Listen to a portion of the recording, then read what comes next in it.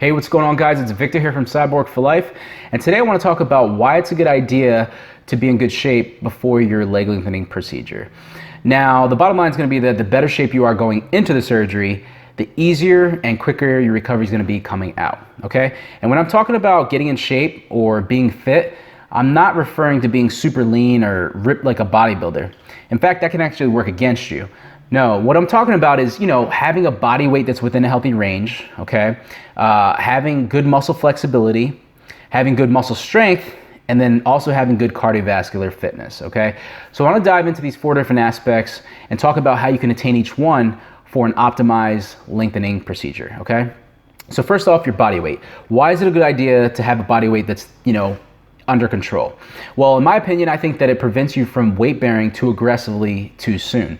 And even though people are opting for these internal nail fixation devices like the Precise Stride, which is a super strong nail and allows full weight bearing early on, super amazing by the way, I think that there's still a chance that if somebody can't control their body weight and their movements, they could take a step that's too forceful and cause a device malfunction, okay?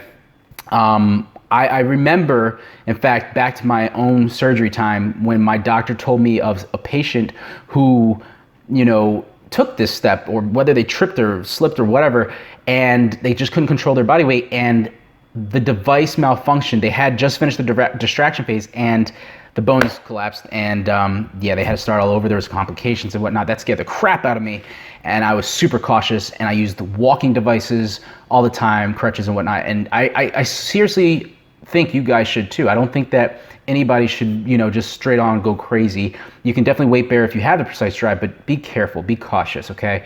All right. Why else is it important to have a good body weight? Well, you're gonna have more energy, which you can devote to your physiotherapy, which you definitely need to be doing, and it's gonna help you keep, other health markers in check, healthy lipid profile, and prevent other diseases like heart conditions and whatnot. So make sure you're monitoring your diet, introducing an exercise regimen, and just keeping an eye on that scale, okay?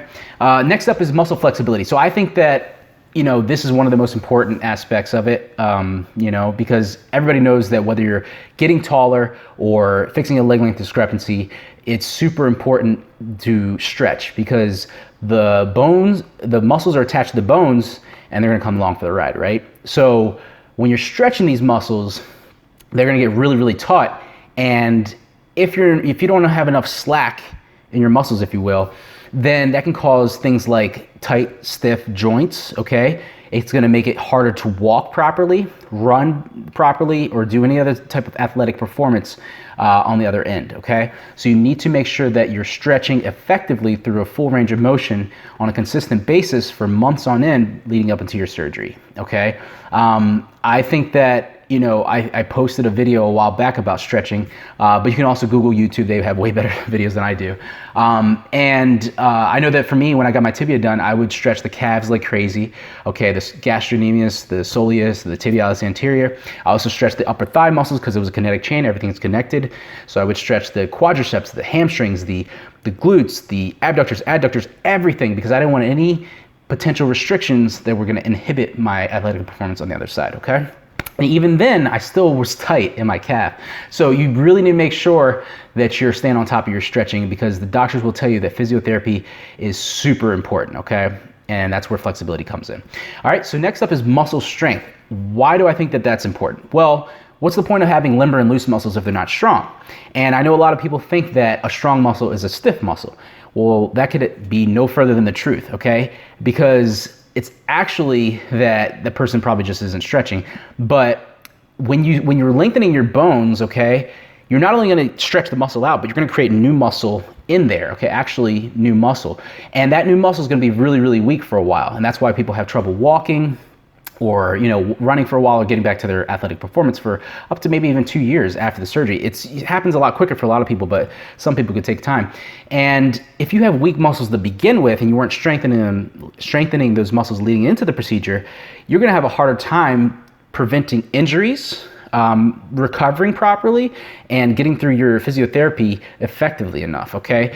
Because it's just gonna be imbalances all over the place. You wanna make sure that you're staying on top of it doesn't have to be a rigorous lifting routine, something like I do, but something that strengthens the muscles, tones them, and gives them some sort of tension and so that you have some muscle strength, okay?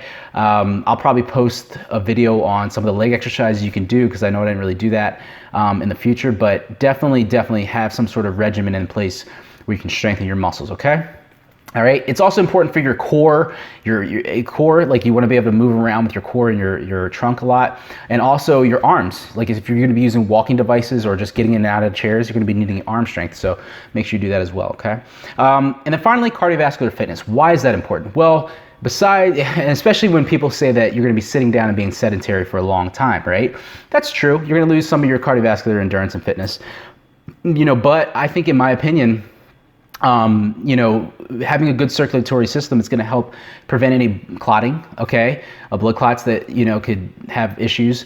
Also, it can help nutrient partitioning, which a lot of people don't know about, but nutrient partitioning is basically the foodstuffs that you eat and consume will be delivered to the right places. So things like protein is going to go to the muscles a lot easier. The carbohydrates and starches you eat are going to be delivered and burned off as energy a lot more effectively and not stored as body fat. And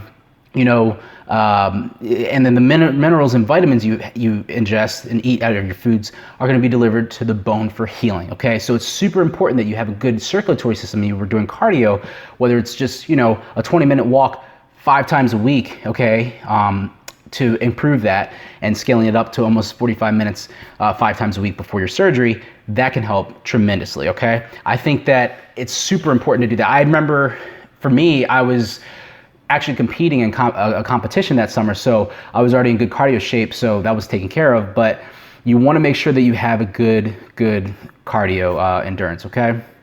So now comes the question of, how do you do it? How do you put all this into play? Well, it's my thought that you start at least 8 weeks out, okay? 6 to 8 weeks out, okay?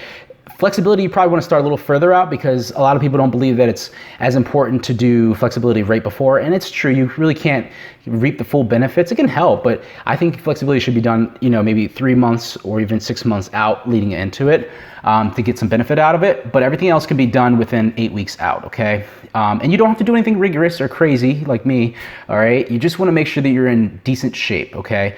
That you're not fully sedentary, because that can just make everything harder, if you will, okay? Because if you're in good shape, you're gonna rebound from this whole thing a lot better and be much more athletic and feasible on the other end, okay? In fact, right now, I'm working with a guy who just this week had bilateral femoral lengthening of the femurs. He's gonna go for the full 8 centimeters, and he was in ridiculous cardio shape. I think he was biking like 20 miles a day, 15-20 miles a day, something that I was just thinking that if I was on the bike, I'd pass out myself. But he was doing that. He worked out, he ate well, and he's going for the full. He's going to have, I talked to him today, and I think the physical therapist got him out of the bed, and he got the strides done, and he was walking well, and he did his physical therapy, and he says his pain level is only a 3 out of 10. Guys, that's ridiculous, right?